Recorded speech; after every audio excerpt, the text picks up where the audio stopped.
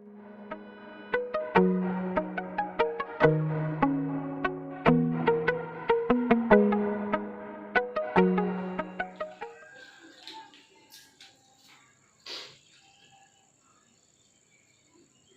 विद्यार्थी मित्रों, हूँ VSSR ब्राइट स्कूल मोडासा फरीवार आपનું સ્વાગત કરું છું। વિદ્યાર્થી મિત્રો, ગયા લેક્ચરની અંદર આપણે બીજો નિયમ શીખી ગયા હતા, ચાર્લ્સનો નિયમ અને દાખલા પણ ગણી ચૂક્યા છે। આજે ત્રીજા નિયમની વાત કરીશું અને ચોથા નિયમની વાત કરીશું, કારણ કે ત્રીજો અને ચોથો નિયમ થોડો નાના છે એટલે સમજવામાં ઓછું છે, એટલે આજે ત્રીજો અને ચોથો નિયમ સમજીશું અને ત્યાર પછી નેક્સ્ટ લેક્ચરની અંદર એટલે કે આવતા લેક્ચરની અંદર આપણે કેટલાક બેઝિકના જે બાબતો છે, જે અગત્યની બાબતો જે છે, જે દાખલા ગણવા માટે ઉપયોગી થશે એવી કેટલીક બાબતોનો અભ્યાસ કરીશું, પછી આદર્શ વાયુ ભણીશું અને પછી એના એક્ઝામ્પલ જોઈશું। પરંતુ આજના લેક્ચરની અંદર આપણે બે બાબતો જોઈએ છે। ત્રીજો નિયમ જોઈએ છે ગેલી-સેકનો નિયમ અને ચોથો નિયમ હશે એવોગાડ્રોનો નિયમ। એવોગાડ્રોનો નિયમ ચેપ્ટર નંબર 1 માં ભણી ગયા છીએ, એટલા માટે આપણે એને ફરી વધારે ડિસ્ક્રાઇબ નથી કરવાના, પરંતુ એને સમજી લઈશું અને પછી એના એક્ઝામ્પલ જોઈશું। તો આજે આપણે જોઈએ છીએ ગેલી-સેકનો નિયમ અને એવોગાડ્રોનો નિયમ। તો સ્ટાર્ટ કરીએ। નંબર 3 ત્રીજો નિયમ, નિયમ નંબર 3 ગેલી-સેકનો નિયમ।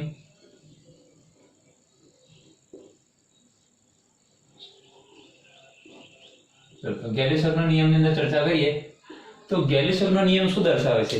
તો ગેલી-સેકનો નિયમ જે છે એ કોનો સંબંધ દર્શાવે છે? તો દબાણ P અને તાપમાન T નો સંબંધ દર્શાવે છે।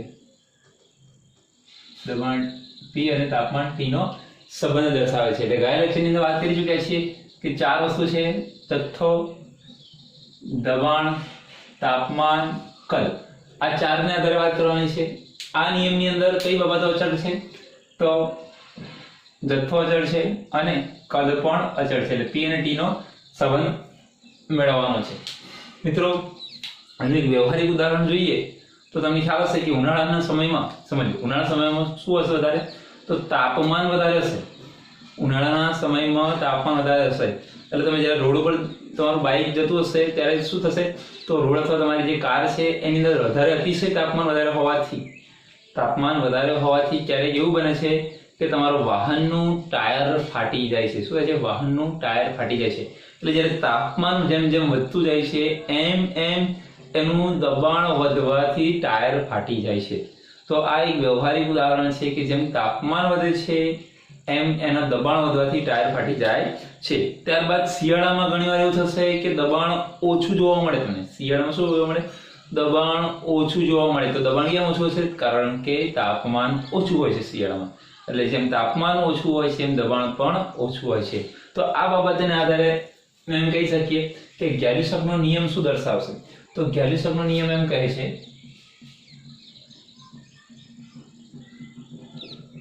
કે અચળ કદે, કદ કેવું રાખવાનું છે? હવે અચળ રાખવાનું છે। તો અચળ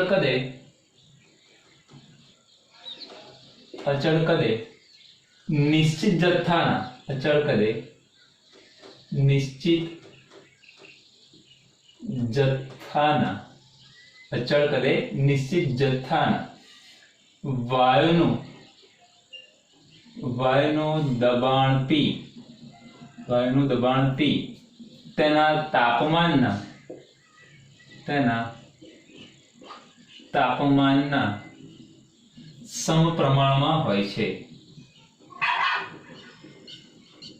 સમપ્રમાણમાં હોય છે એટલે તાપમાન વધે તો સાથે સાથે શું થશે? દબાણ પણ વધશે। તો આ નિયમ જે છે ગેલી-સેકનો નિયમ છે। ગેલી-સેકનો નિયમ શું કહે છે? તો કોનો સંબંધ? P અને T નો સંબંધ દર્શાવે છે। તો P ચલે છે, T લખી શકીએ। જેમ દબાણ વધશે એમ એનું તાપમાન પણ વધશે। એટલે આ નિયમનું ગાણિતિક સ્વરૂપ પરીક્ષામાં પૂછાઈ શકે કે ગેલી-સેકનો નિયમ આપી તેનું ગાણિતિક સ્વરૂપ સમજાવો અથવા ગાણિતિક સ્વરૂપ દર્શાવો। તો શું લખી શકીએ ગાણિતિક સ્વરૂપની અંદર? તો દબાણ P તેના તાપમાનના સમપ્રમાણમાં હોય છે, એટલે લખી શકીએ માટે P ચલે છે T। ક્યારે થાય છે આ? તો અચળ કદે અને નિશ્ચિત અચળ કદે અને નિશ્ચિત જથ્થાના સમય, નિશ્ચિત જથ્થો, બરાબર? અચળ કદ અને નિશ્ચિત જથ્થામાં તેનું દબાણ તેના તાપમાનના સમપ્રમાણમાં હોય છે. ચલો હવે ચલે છે નિશાની કાઢીએ તો P બરાબર K3 * T. K3 શું છે તો સપ્રમાણતા અચળાંક, જ્યાં K3 બરાબર શું છે સપ્રમાણતા અચળાંક છે. ત્રીજો નિયમ છે એના માટે મેં K3 મૂક્યું. પહેલા નિયમમાં K1, બીજા નિયમમાં K2, અહીંયા K3. બરાબર. ચાલો તો હવે હું T ને નીચે લેવા તો શું થશે તો માટે P ચલે છે T બરાબર તો P ભાગ્યા T બરાબર K3 થશે અને K3 બરાબર શું હશે અચળ બનશે. સમીકરણ નંબર 1 કહી દઈએ. સમીકરણ નંબર 1 આ સમીકરણ નંબર જે 1 છે એ ખૂબ જ અગત્યનું છે, એક્ઝામ્પલ ગણવા માટે ઉપયોગી થશે. સમીકરણ 1 શું થશે એક્ઝામ્પલ ગણવા માટે ખૂબ જ ઉપયોગી થશે. હવે જે આ નિયમ છે જે ગેલિસકનો નિયમ છે એ ગેલિસકનો નિયમ આપણે બોયલનો નિયમ અને ચાર્લ્સના નિયમ પરથી પણ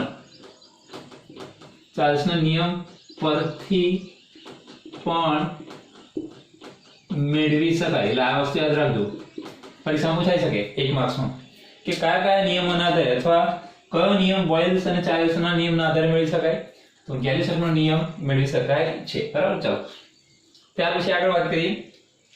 કોઈક એવી પરિસ્થિતિ લઈએ છે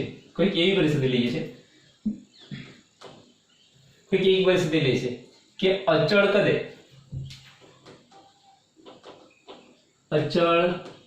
કદે નિશ્ચિત જથ્થાના વાયુનું પ્રારંભિક દબાણ, શરૂઆતનું દબાણ કહીએ, પ્રારંભિક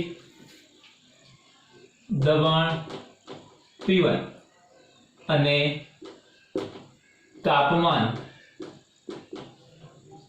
T1 છે. હવે અંતિમ દબાણ એ જ રીતે અંતિમ દબાણ P2 અને તાપમાન T2 હોય ત્યારે, એટલે શરૂઆતનું દબાણ કેટલું P1, તાપમાન કેટલું T1, અંતિમ P2 અને તાપમાન T2, તો નિયમ શું બનશે તો આ નિયમ શું લખી શકીએ આપણે તો સમીકરણ નંબર 1 પરથી તો સમીકરણ 1 પરથી શું લખી શકીએ, શું લખાશે આની માટે P1/T1. પહેલા માટે લખીએ તો P1/T1 બરાબર K3 સમીકરણ નંબર 2 અને બીજા માટે P2/T2 બરાબર K3 સમીકરણ નંબર 3. સમીકરણ 2 અને સમીકરણ 3 બંને સમાન છે K3 માટે, તો શું લખાશે તો સમીકરણ 2 અને 3 પરથી શું લખાશે બંનેને કોમન લખી શકીએ.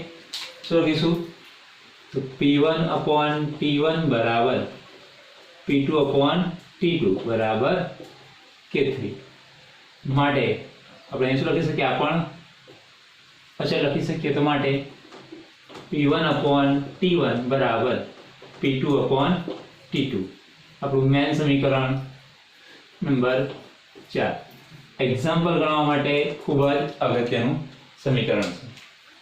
શરૂઆતનું દબાણ આપેલું છે, શરૂઆતનું તાપમાન આપેલું છે, અંતિમ દબાણ આપેલું છે, અંતિમ તાપમાન શોધવાનું કે અંતિમ દબાણ શોધવાનું કે ટૂંકમાં 4 માંથી કોઈ પણ એક વસ્તુ તમને શોધવાની કહેશે. 3 વસ્તુ તમને આપેલી હશે. બરાબર. તો આપણે વાત કરી ગેલિસકનો નિયમ. ગેલિસકના નિયમની અંદર અચળ કદે નિશ્ચિત જથ્થાના વાયુનું દબાણ તેના તાપમાનના સમપ્રમાણમાં હોય છે. એટલે જો તાપમાન વધે તો દબાણ વધશે. એટલે P ચલે છે T લખી શકીએ અચળ કદ અને નિશ્ચિત જથ્થો હોય ત્યારે. માટે P બરાબર K3 * T લખી શકીએ. K3 સપ્રમાણતા અચળાંક એટલે આપણે સૂત્ર થશે P/T = K3 અચળ સમીકરણ કહીએ. આ નિયમ જે છે એ નિયમ ચાર્લ્સનો નિયમ અને બોયલના નિયમના આધારે પણ મેળવી શકાય છે. ત્યારબાદ શરૂઆતનું દબાણ P1, શરૂઆતનું તાપમાન T1 હોય, અંતિમ દબાણ P2 અને અંતિમ તાપમાન T2 હોય તો સમીકરણ 2 અને 3 બનશે અને 2 અને 3 ના આધારે આપણે ક્લાસ સમીકરણ પર પહોંચી શકીએ છીએ. આનું વ્યવહારિક ઉદાહરણ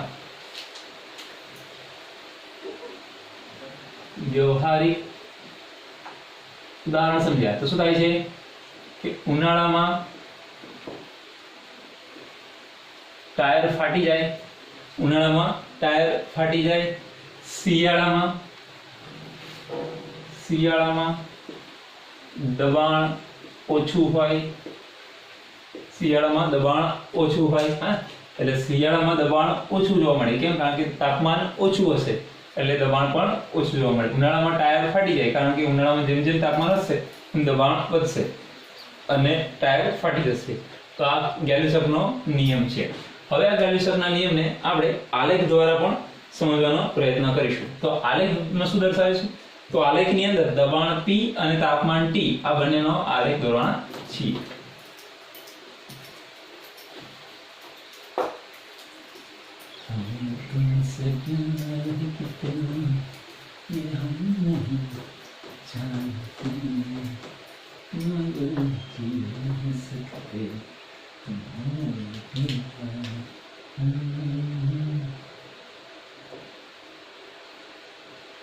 ગેલ્યુસકના નિયમની આલેખ દ્વારા સમજૂતી. તો આપણે આલેખ દોરીશું ગેલ્યુસકના નિયમની અંદર. તો સૌથી પહેલા આલેખ સ્ટાર્ટ કરીએ. આલેખની અંદર એક જ બાબત જે સેન્ટેન્સ છે સમજવાનું છે. અહીંયા લઈશું આપણે એનું દબાણ લઈશું એટલે લખીએ દબાણ P 12 એકમમાં. બરાબર છે. ચલો અહીંયા નીચેથી ઉપર જતા વધે. અહીંયા લઈશું તાપમાન કેલ્વિન એકમમાં. ચલો અહીંયા 0. બરાબર છે. ચલો અહીંયા લઈ લઈએ 100 200 300 400 500. બરાબર. અહીંયા 1 2 3 4 5 6 7 8 એમ ઉપર જતા વધશે. બરાબર. આંકન કરતા નથી. તો શું થશે? તો શરૂઆતની અંદર કદ અચળ છે. બરાબર. તો શરૂઆતની અંદર વાત કરું તો અહીંયાથી આ રીતે મળશે અને આપણે કહીશું V1. શરૂઆતની અંદર કદ અચળ, સીધી સ્ટ્રેટ લાઈન એટલે અચળ છે. ત્યારબાદ પહેલું કદ લીધું એનું અચળ તાપમાન પહેલું કદ લીધું છે એ કદ અચળ છે. તો જોઈએ શરૂઆતની અંદર તો ઉપરની તરફ જઈએ છે ધીમે ધીમે વધે છે, દબાણ વધે છે. આ સાઈડ જઈએ તો તાપમાન 100 થી 200 200 થી 300 થાય છે. તો જેમ જેમ આમ ઉપર જઈએ છે અહીંયા તાપમાન વધે છે. અહીંયા વાત કરું તો અહીંયા સીધમાં શું તો દબાણ વધશે, તાપમાન વધશે. અહીંયા આગળ આવીશું દબાણ વધશે, તાપમાન વધશે. એટલે દબાણ જેમ વધે છે એમ તાપમાન વધે છે. એટલે તાપમાન અને દબાણ બંને એકબીજાના સમપ્રમાણમાં છે. બીજી એક બાબત જોઈએ. બીજું કદ લઈએ એ પણ અચળ રાખીએ તો એની અંદર પણ તમને શું જોવા મળશે? એ પણ તમને જેમ તાપમાન વધે છે એમ દબાણ વધશે. ત્રીજી વાત કરીએ, ત્રીજું કદ લઈએ એ પણ અચળ લઈએ એની અંદર પણ સેમ જોવા મળશે. ચોથું લઈએ એની અંદર પણ કદ અચળ. બરાબર. એટલે દરેક પહેલા કદ લીધું એ અચળ રાખ્યું ત્યારે તાપમાન વધે, દબાણ વધે છે. બીજું કદ લીધું ત્યારે તાપમાન વધે, દબાણ વધે. ત્રીજું કદ લીધું અચળ, તાપમાન વધે, દબાણ વધે. એટલે જેમ તાપમાન અને દબાણની વાત કરીએ છીએ જેમ તાપમાન વધે છે એમ દબાણ વધે છે. એટલે આ સાઈડ તમે જો આલેખની અંદર તો કોઈ એકની અંદર વાત કરીએ, માનો કે અહીંયા જોઈએ અહીંયા તો આ જગ્યાએ તાપમાન 100 છે, અહીંયા ફર્સ્ટ છે. બરાબર. હવે હું તાપમાન 200 આવી જાઉં, તાપમાન વધ્યું તો જોડે દબાણ પણ વધ્યું. એટલે પહેલા કરતા દબાણ વધી ગયું. તો પહેલા 100 સેલ્સિયસ હતું ત્યારે દબાણ અહીંયા માનો કે 1 હતું, અહીંયા 2, અહીંયા 3. એટલે અહીં પહેલા 100 તો 1 બાર દબાણ, પછી 200 તાપમાન વધાર્યું તો દબાણ 3 થઈ ગયું. એટલે જેમ દબાણ વધારો છો, તાપમાન વધારો છો એમ દબાણમાં પણ વધારો થાય છે. એટલે અહીંયા લખી શકીએ V1 પહેલા કદ ઓછું લઈએ (V2, (V3, (V4). બરાબર. તો આ કદ અચળ રાખે છે પણ જુદા અચળ કદે આલેખનું માપન કરવામાં આવેલું છે. બરાબર. તો આલેખના આધારે સમજૂતી મેળવે છે કે જેમ તાપમાન વધારવામાં આવે છે એમ એના દબાણમાં પણ વધારો થાય છે. અત્યારે આપણે એક એક્ઝામ્પલ જોઈએ છીએ.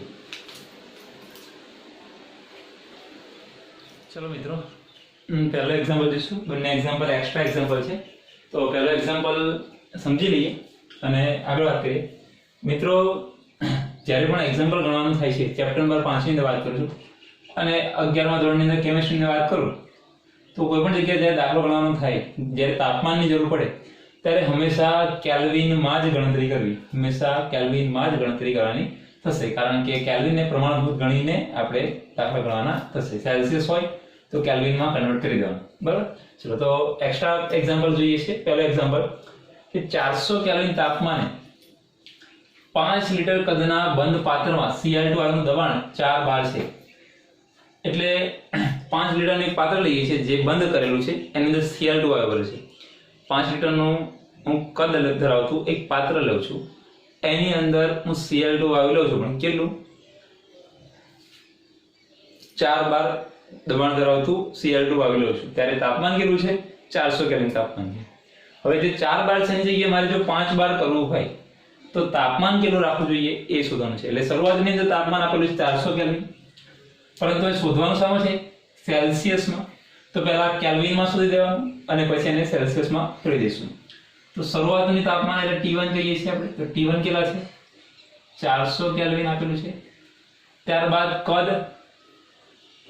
કદ V આપેલું છે, જે તો અચળ હોય છે, 5 લીટર, એની કોઈ જરૂર છે નહીં. ત્યારબાદ Cl2 નું દબાણ એટલે P1 બરાબર કેટલું આપેલું છે? 4 બાર આપેલું છે. આ ઉપરાંત બીજું દબાણ આપ્યું છે P2 બરાબર 5 બાર આપેલું છે. તો શોધવાનું છે T2 કેટલું થશે, તાપમાન 2 કેટલું થશે. તો આપણે વાત કરીએ ગેલિસ્ટકના નિયમના આધારે. સૂત્ર શું છે? P1 V1 વાળું, બરાબર? P1 upon T1. તો લખીએ કે ગેલ્યુસેકના નિયમના આધારે, ગેલ્યુસેકના નિયમ અનુસાર ચલો સૂત્ર શું છે શીખી ગયા આપણે. તો P1 upon T1 બરાબર P2 upon T2. બરાબર? શોધવાનું શું થશે? આપણે T2 શોધવાનું છે. T2 ને કરતા બનાવી દઈએ, તો પહેલા ને ઉલટાવી દો, એટલે થઈ જશે T1 upon P1 બરાબર T2 upon P2. ઈઝી રહેશે. હવે T2 ને કરતા બનાવી દઈએ તો શું થશે? એ બાજુમાં લખું તો માટે T2 બરાબર T1 into P2 T1 into P2 ભાગ્યા P1 આવું થશે. ચલો, બરાબર? તો આગળ વાત કરી લઈએ. T1 કેટલા આપેલા છે? 400 કેલ્વિન. તો લખી દઈએ આગળ 400 કેલ્વિન ગુણ્યા P2 કેટલા છે આપણી પાસે? 5 બાર. તો લખીએ 5 બાર ભાગ્યા P1 કેટલા છે? P1 4 બાર. તો મૂકી દઈએ 4 બાર. 12 બાર કેન્સલ, 100 ચોક 400 અને 5 ગુણ્યા એટલે 500 કેલ્વિન જવાબ મળે. T2 મળે પણ કેલ્વિનમાં 500. શોધવાનું શામાં છે? સેલ્સિયસમાં. તો શું કરીશું? તો આપણને ખબર છે કે સેલ્સિયસમાં શોધવા માટે 500 કેલ્વિન માઈનસ 273 કરી દઈએ, 273 કરી દઈએ તો આપણને જવાબ મળશે 227 સેલ્સિયસ. 227 સેલ્સિયસ જવાબ મળશે. T2 કેટલા મળશે આપણને? 227 સેલ્સિયસ. એટલે તમને સેલ્સિયસમાં પૂછેલું છે તો સેલ્સિયસમાં જ તમારે શોધવું પડે. બરાબર? તો એકદમ ઈઝી એક્ઝામ્પલ છે, તમે આરામથી એને ગણી શકો છો. સેકન્ડ નંબરનો એક્ઝામ્પલ જોઈએ. તો સેકન્ડ નંબરના એક્ઝામ્પલની અંદર એક રકમ આવી આપેલી છે કે 2 લીટર કદના એક બંધ પાત્રમાં ભરેલા N2 વાયુનું તાપમાન 27 સેલ્સિયસ અને દબાણ 2 બાર છે. એટલે શરૂઆતની અંદર હું 2 લીટરનું કદ લઉં છું. એ કદની અંદર હું ડાયનાઇટ્રોજન N2 વાયુ ભરું છું. એ N2 નું દબાણ કેટલું છે? તો 2 બાર દબાણ છે અને તાપમાન 27 સેલ્સિયસ છે. પછી એનું તાપમાન હું 77 કરી દઉં તો દબાણ કેટલું હશે? તો આપણે ઈઝીથી ગણી શકીએ. કદ લખીએ, પહેલા જે આપેલી છે બાબત લખી દઈએ. કદ બરાબર કેટલા આપેલા છે? 2 લીટર આપેલું છે. ત્યારબાદ તાપમાન T1, શરૂઆતનું T1 કેટલું આપેલું છે? 27 સેલ્સિયસ આપે છે. એટલે 27 પ્લસ 273 એટલે આપણે થશે લગભગ 300 કેલ્વિન એક્ઝેક્ટ કહીએ તો 300 કેલ્વિન તાપમાન થશે. ચલો ત્યારબાદ એ સમયે દબાણ P1 કેટલું આપેલું છે આપણને 2 bar આપેલું છે. આ ઉપરાંત સેકન્ડ તાપમાન T2 આપેલું છે 77 પ્લસ 273. તો એ હશે વાત કરીએ તો 350 કેલ્વિન. કેલ્ક્યુલેટ કરી લેજો મિત્રો, બરાબર. અને શોધવાનું શું છે આપણી પાસે P2 શોધવાના છે. તો બંને તાપમાન કેલ્વિનમાં કન્વર્ટ કરી દીધા. સેલ્સિયસમાં આપેલા હોય તો કન્વર્ટ કરી દેવાનું હંમેશા કેલ્વિનમાં. ચલો તો ગેલિસકના નિયમના આધારે વાત કરીએ શું થશે. ગેલિસકના નિયમના આધારે નિયમ અનુસાર ચલો શું કરીશું. તો સૂત્ર આપણને ખબર છે P1/T1 બરાબર P2/T2. શોધવાનું શું છે P2. તો ઈઝી છે માટે P1 * T2 ભાગ્યા T1 બરાબર P2 થશે. કિંમત મૂકી દઈએ તો P1 કેટલા છે આપણી પાસે P1 2 bar ગુણ્યા T2 કેટલા છે તો T2 આપણી પાસે છે 350 કેલ્વિન 350 કેલ્વિન ભાગ્યા T1 કેટલા છે 300 kelvin 300 kelvin. Kelvin kelvin cancel એટલે દબાણ શું મળી જશે 12 મળી જશે, બરાબર. એટલે તમને થશે 3570 0 કેન્સલ એટલે 70 ભાગ્યા 30 એટલે 2 પોઈન્ટ સમથિંગ થશે ને 2 પોઈન્ટ કંઈક જવાબ મળશે તમને 2.33 bar જવાબ મળશે 2.33 bar જવાબ મળશે. એટલે લખીએ 2.33 bar જવાબ મળે. એને ત્યારથી આપણે ચેક કરી લઈએ 70 ભાગ્યા 30 2.33 આપણને મળી જશે. તો આપણે વાત કરી સિમ્પલ ગેલિસકના નિયમ અને એના દાખલાની વાત કરીએ છીએ. અત્યારે આપણે બીજો એક નિયમ જોઈશું જેને આપણે એવોગાડ્રો નિયમ કહીએ છીએ. ચલો મિત્રો હવે આગળનો એક્ઝામ્પલ એટલે કે આગળનું ઉદાહરણ સમજવાનું છે. આગળનો નિયમ જે છે નિયમ નંબર 4 જેને આપણે ભણી ગયા છે પરંતુ ફરી એકવાર એનો અર્થ સમજી લઈશું. એવોગાડ્રોનો નિયમ. એવોગાડ્રોનો નિયમ તમે ચેપ્ટર નંબર 1 ની અંદર તમે સમજી ગયા છો, પરંતુ વિશેષ રીતે ફરી સમજવું હોય તો ચેપ્ટર નંબર 1 નો તમે લેક્ચર રિપીટ કરી શકો, તમને હું ત્યાં લેક્ચર મળી જશે, બરાબર. ચલો તો એવોગાડ્રોનો નિયમ કોનો સંબંધ દર્શાવશે તો ચાર આપણી પાસે જે છે અગત્યના સમજી લઈએ. તાપમાન T, દબાણ P, કદ V અને મોલની સંખ્યા N, બરાબર. તો એવોગાડ્રો નિયમની અંદર શું થશે તો તાપમાન T અચળ હશે, દબાણ P પણ અચળ હશે. તો કોનો સંબંધ V અને N નો સંબંધ દર્શાવશે. શાનો સંબંધ દર્શાવીશું V અને N નો. એટલે અહીંયા લખી દઈએ N અને V નો સંબંધ. N અને V નો સંબંધ દર્શાવશે. તો 1811 માં ઇટલીના વૈજ્ઞાનિક એવોગાડ્રોએ શું કર્યું તો ચેપ્ટર 2 માં તમે ભણી ગયા ડાલ્ટનનો પરમાણુ સિદ્ધાંત. ડાલ્ટનનો પરમાણુ સિદ્ધાંત તમે શીખી ગયા. ડાલ્ટનનો પરમાણુ સિદ્ધાંત શીખી ગયા. અને હમણાં જે શીખ્યા ગેલિસકનો કદનો નિયમ. ગેલિસકનો કદનો નિયમ. તો એવોગાડ્રોના વૈજ્ઞાનિકે શું કર્યું તો જે આ બે સિદ્ધાંત છે એટલે કે ડાલ્ટનનો પરમાણુ સિદ્ધાંત અને ગેલિસકનો જે કદનો સિદ્ધાંત છે આ બંનેને જોડવાનો પ્રયત્ન કર્યો. કોણે એવોગાડ્રો નામના વૈજ્ઞાનિકે. અને આ બંનેના નિયમોને જોડવાનો પ્રયત્ન કરી પછી એમણે નિયમ તારવ્યો અને નિયમની સમજૂતી એવી આપી કે જ્યારે હું તાપમાન સમાન રાખું, દબાણ પણ સમાન રાખું, જ્યારે હું કોઈ વાયુનું તાપમાન સમાન રાખું, દબાણ પણ સમાન રાખું, ત્યારે એના જે વાયુનો જે કદ છે, જે વાયુનું કદ છે, તો જો કદ સમાન હોય તો એમાં અણુની સંખ્યા પણ સમાન હોય. ફરી એકવાર હું તાપમાન સમાન રાખું, દબાણ પણ સમાન રાખું, તો જે વાયુઓ છે એ વાયુનું કદ સમાન થાય તો એમાં અણુઓની સંખ્યા n, અણુઓની સંખ્યા જથ્થો n પણ સમાન મળે.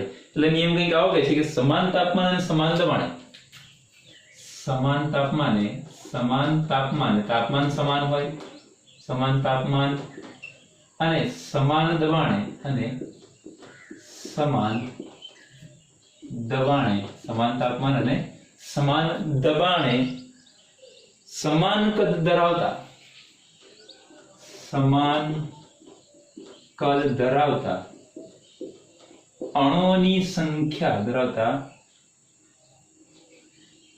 સમાન કદ ધરાવતા વાયુના અણુઓની સંખ્યા પણ, વાયુના અણુની સંખ્યા પણ કેવી હોય છે? સમાન હોય છે. આ નિયમ પણ દર્શાવ્યો એવોગેડ્રો નામના વૈજ્ઞાનિકે. એટલે તાપમાન T સમાન હોય, T સમાન રાખીએ, દબાણ P પણ સમાન રાખીએ, કદ V પણ સમાન આવે તો સમાન ખરું જ, પરંતુ જો કદ જુદા જુદા જે વાયુઓ છે એના કદ સમાન રાખવામાં આવે, તો આ બધાના અણુઓની સંખ્યા પણ કેટલી? સમાન જ હશે. કેટલી હશે? સમાન જ હશે. આ નિયમ પરથી એમ કહી શકાય છે કે જ્યારે તાપમાન સમાન રાખવામાં આવે છે, દબાણ સમાન રાખવામાં આવે છે, ત્યારે સમાન કદના જે વાયુના જે અણુઓ છે એ અણુઓ એના જથ્થા પર આધાર રાખે, અથવા એની મોલની સંખ્યા પર આધાર રાખે, એના જથ્થા પર આધાર રાખે, એના મોલની સંખ્યા પર આધાર રાખે, અથવા એના પ્રમાણ એટલે માપન કહીએ ને, પ્રમાણ કે આટલું જથ્થો દર્શાવે છે, એ જથ્થો એ જ એનું પ્રમાણ. એટલે જે સમાન કદ ધરાવતા અણુઓ જે છે એ અણુઓ એના જથ્થા પર આધાર રાખે, એના મોલ પર આધાર રાખે, એના પ્રમાણ પર આધાર રાખે. જેટલું પ્રમાણ હશે એટલું જ એનું કદ, એટલે જેટલું કદ હશે એટલે જ એનું અંદર પ્રમાણ હશે. દરેકનું પ્રમાણ સમાન હશે, મોલ સમાન હશે, જથ્થા સમાન હશે.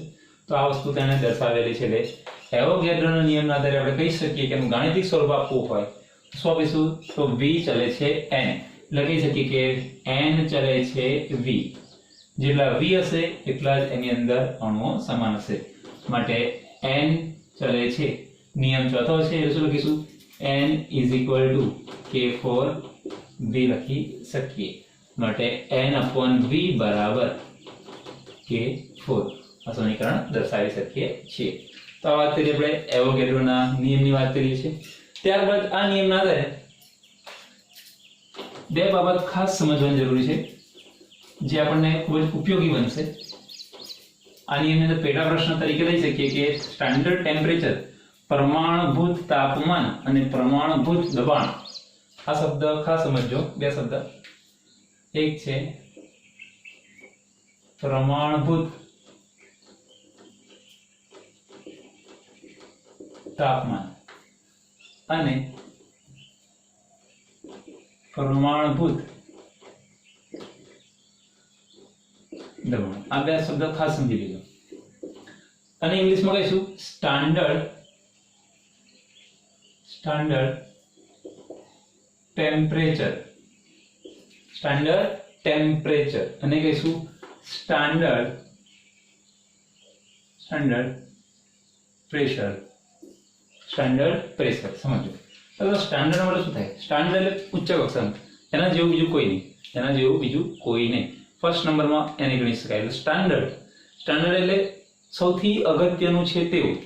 તો સ્ટાન્ડર્ડ ટેમ્પરેચર અને સ્ટાન્ડર્ડ પ્રેશર એટલે પ્રમાણભૂત તાપમાન અને પ્રમાણભૂત દબાણ એટલે શું સમજી લઈએ. તો પ્રમાણભૂત તાપમાન અને પ્રમાણભૂત દબાણ આપણા કેમિસ્ટ્રીની અંદર, એટલે કે કેમિસ્ટ્રી હશે કે ફિઝિક્સ હશે, એની અંદર તમને સ્ટાન્ડર્ડ ટેમ્પરેચર અને સ્ટાન્ડર્ડ પ્રેશરનો અર્થ સમજવામાં આવે તો SI એકમ પદ્ધતિ તમે ભણી ગયા. SI એકમ પદ્ધતિ ચેપ્ટર 1 માં ભણી ગયા. SI એકમ પદ્ધતિ તમે ભણી ગયા તો નિશ્ચિત જથ્થાનું જે વાયુનું કદ છે એ કદ માટે તાપમાન અને દબાણ ના આધારે જે તાપમાન છે એ 0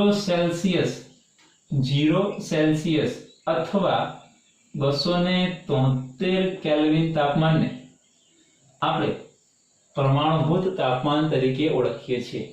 SI એકમ પદ્ધતિમાં આપણે 0 સેલ્સિયસ અથવા 273.15 લખો અથવા 273 કેલ્વિન લખો, બરાબર છે। એક્ઝેક્ટલી કહો 273.15 એકદમ એક્ઝેક્ટલી કેલ્વિન તાપમાનને આપણે શું કહીશું? પરમાણુભૂત તાપમાન તરીકે દર્શાવેલું છે।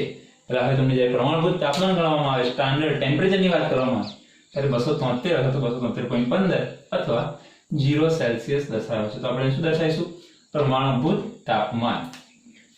ત્યારબાદ SI એકમ પદ્ધતિમાં પરમાણુભૂત દબાણ 1 બાર દબાણ અથવા 10⁵ પાસ્કલ, આપણે ચેપ્ટર 1 માં સમજી ગયા છે ને આનો અર્થ। એટલે 1 બાર દબાણ કયો અથવા 10⁵ પાસ્કલ કયો, એને આપણે સ્ટાન્ડર્ડ પ્રેશર એટલે કે પ્રમાણભૂત દબાણ તરીકે ઓળખવામાં આવે છે। એટલે જ્યારે MCQ માં પૂછાય અથવા ખાલી જગ્યામાં પૂછાય કે ખાલી જગ્યા તાપમાનને સ્ટાન્ડર્ડ તાપમાન તરીકે ઓળખવામાં આવે છે, ત્યાં તમે શું લખી શકો? 273.15 કેલ્વિન લખો, 0 સેલ્સિયસ લખો અથવા 273 કેલ્વિન લખી શકો છો। જ્યારે સ્ટાન્ડર્ડ પ્રેશરની વાત કરીએ તો 1 બાર દબાણ અથવા તો 10⁵ પાસ્કલને ઓળખી શકીએ છીએ। હવે હું બોર્ડ પર એવી બાબતો લખીશ જે તમારે યાદ કરવાની છે અને પરીક્ષામાં પૂછાય છે અને એનો અર્થ પણ સમજાવીશ અને જવાબ કઈ રીતે આવે છે એની કેલ્ક્યુલેશન પણ અહીંયા સાઈડ ઉપર કરીશું। તો હું 3 બાબત નોંધવા દઈ રહ્યો છું, અત્યારે નોંધી દઈશ, પછી તમને હું એનું સમજાવીશ કે કઈ રીતે જવાબ આવે છે, ખાસ તમારે યાદ રાખવાનું છે।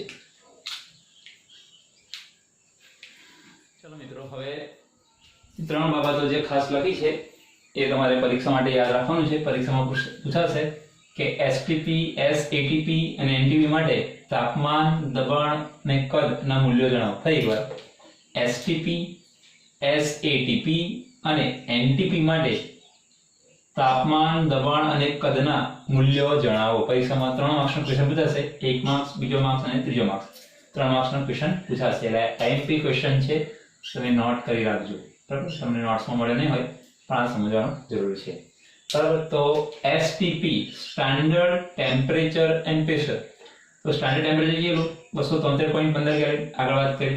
પ્રેશર 1 વાતાવરણ, કદ 22.4 લીટર, આ વસ્તુ યાદ જ રાખવાની છે।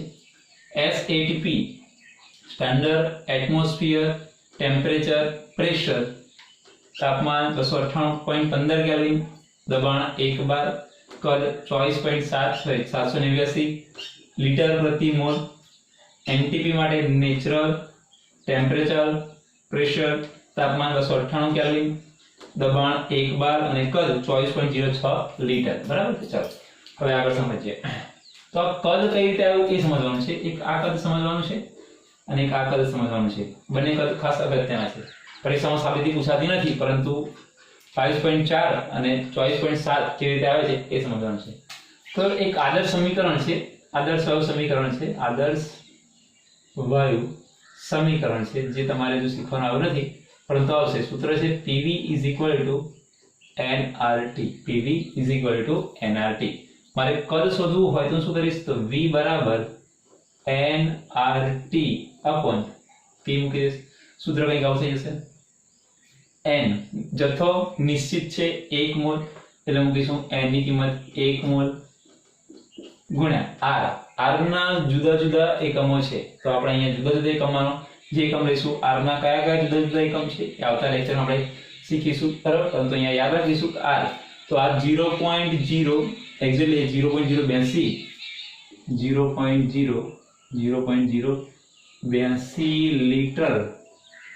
લીટર, ત્યારબાદ એકમ લખીએ મોલ ઇનવર્સ, કેલ્વિન ઇનવર્સ, ત્યારબાદ તાપમાન T 273.15 કેલ્વિન, એટલે 273.15 કેલ્વિન ભાગ્યા P દબાણ 1 વાતાવરણ, લખીએ 1 વાતાવરણ, બરાબર? તો આપણને જવાબ મળશે એ જ રહી જશે, હા અહીંયા એકમ રહી જશે, વાતાવરણ એકમ અહીંયા લખવાનું રહી જશે કે વાતાવરણ, બરાબર? એટલે 1 મોલ 0.082 વાતાવરણ litre mall inverse kelvin inverse ગુણ્યા તાપમાન 273.15 કેલ્વિન ભાગ્યા 1 વાતાવરણ। ચલો તો શું થશે? તો વાતાવરણ અને વાતાવરણ કેન્સલ, મોલ અને મોલ ઇનવર્સ બંને કેન્સલ, કેલ્વિન ઇન્વર્સ અને કેલ્વિન કેન્સલ, તો એકમ વધ્યો કયો? લીટર. તો આપણને જવાબ મળશે લીટરમાં મળશે. તો જવાબ કેટલો આવે છે? તો જવાબ આવશે એનો કે 22.398 લીટર. તો એ 9 છે, આગળ કન્વર્ટ કરીએ અને રાઉન્ડ ઓફ કરી દઈએ તો કેટલું થશે? 22.4 લીટર જવાબ મળશે. બરાબર. તો કદ કોની માટે? એસટીપી માટે કદ કેટલું? 22.4 લીટર, જે આપણે અહીંયા લખેલું છે. બરાબર. ચલો ત્યારબાદ આગળ સમજીએ આની માટે છે. અને માટે કદ કેટલું થશે એ શોધીએ. તો સૂત્ર આનું આ થશે. તો V શું થશે? nRT ભાગ્યા P. ચલો n મોલની કિંમત 1 લખીએ, 1 મોલ ગુણ્યા r.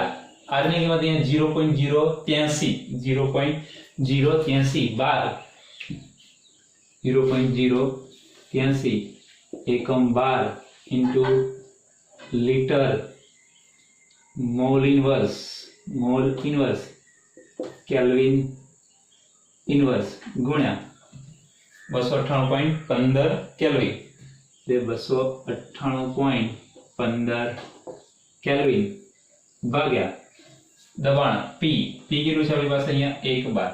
તો એ મૂકીએ 1 બાર. તો આને કેન્સલ આઉટ કરીએ તો mole inverse cancel, bar cancel, kelvin inverse kelvin cancel, અને તમે સાદું રૂપ આપી દેશો તો જવાબ તમને મળશે.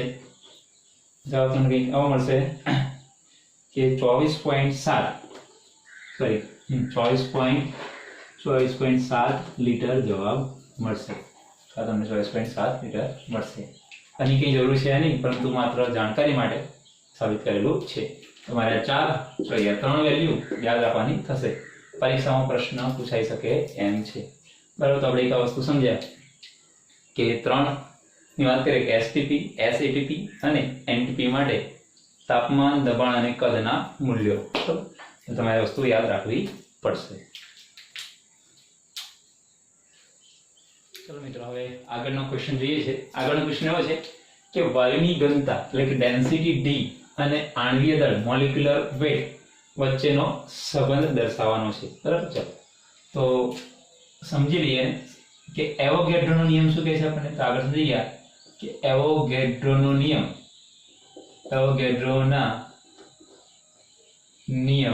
અનુસાર તો એવોગેડ્રોનો નિયમ શું કહે છે આપણને? તો તેનું કદ તેના અણુની સંખ્યા પર આધાર રાખે છે. એટલે કદ તેના અણુઓના સમપ્રમાણમાં હોય છે. બરાબર. તો આને આપણે માટે V બરાબર શું લખીશું? K4 ચોથો નિયમ હતો, K4n થશે. સમીકરણ નંબર 1 આપીએ. હવે શું થશે? તો V શું છે? V કદ છે, સપ્રમાણતા અચળાંક છે. n એટલે નંબર ઓફ મોલ એટલે કે મોલની સંખ્યા દર્શાવે છે. તો મને આ n એટલે ખબર છે, પરંતુ હું લખું કે n એટલે શું છે? મોલ. તો મોલ બરાબર સૂત્ર શું છે? વજન ભાગ્યા આણ્વીય દળ, અથવા મોલ બરાબર આમ લખી શકીએ કે વજન એટલે માસ બાય મોલેક્યુલર વેટ. બંને લખી શકો તમે. આ પણ લખી શકો ને આ પણ લખી શકો. એક જ છે. વજન ભાગ્યા આણ્વીય દળ લખો અથવા માસ બાય મોલેક્યુલર વેટ લખો. બંને એક જ છે. તો અહીંયા મૂકી દો તો શું થશે? માટે સમીકરણ 1 શું થશે?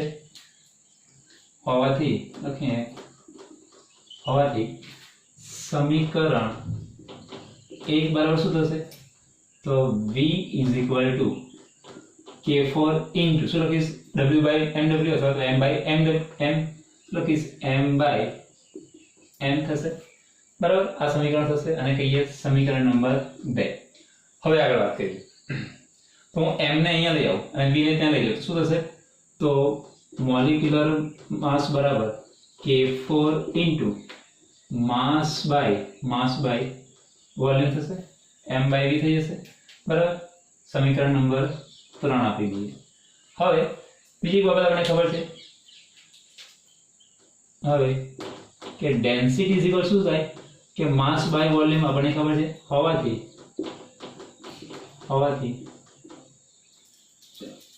તો m by v ને શું કહીએ છીએ આપણે? ડેન્સિટી. તો m by v ની જગ્યાએ શું લખી શકું? ડેન્સિટી. તો સમીકરણ 3 શું થશે? તો માટે समीकरण नंबर 3 बराबर શું લખાશે? તો મોલેક્યુલર માસ બરાબર એટલે કે molecular into K4 into density આવું જશે. K4 ઇન્ટુ ડેન્સિટી એટલે સમીકરણ આપણને શું મળ્યું? તો મોલેક્યુલર માસ બરાબર K4 ઇન્ટુ ડેન્સિટી મળે છે બરાબર. તો આ K4 સપ્રમાણતા અચળાંક દૂર કરો તો શું આવે? ચલે છે નિશાન આવે. તો માસ ચલે છે ડેન્સિટી એટલે કે આણ્વીય દળ મોલેક્યુલર વેટ તેની ઘનતાના સમપ્રમાણમાં હોય છે. એટલે ઘનતા વધે તો મોલેક્યુલર માસ પણ વધશે બરાબર. એટલે આથી લખી શકીએ આથી કહી શકાય છે કે વાયુની ઘનતા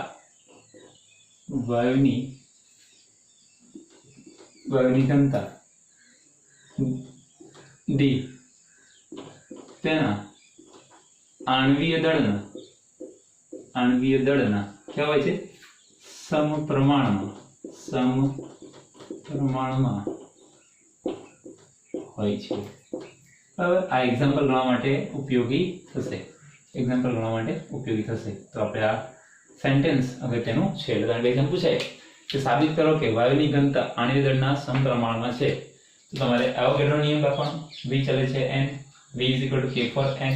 સમીકરણ નંબર 1 n બરાબર આપણને ખબર છે કે n બરાબર મોલ એટલે શું છે? વજન ભાગ્યા આણ્વીય દળ. તો વજન ભાગ્યા આણ્વીય દળ મૂકી દઈએ. સૂત્ર આવું થશે m ને અહીંયા v ને અહીંયા લઈ જઈએ. સમીકરણ આવું બનશે m/v માસ બાય કદ, માસ બાય વોલ્યુમ. ડેન્સિટી કહેવાય તો જગ્યાએ ડેન્સિટી મૂકી દઈએ. સિમ્પલ છે એકદમ. તો આ પ્રશ્ન તમને પરીક્ષામાં 1 થી 2 માર્ક્સમાં પૂછાઈ શકે છે.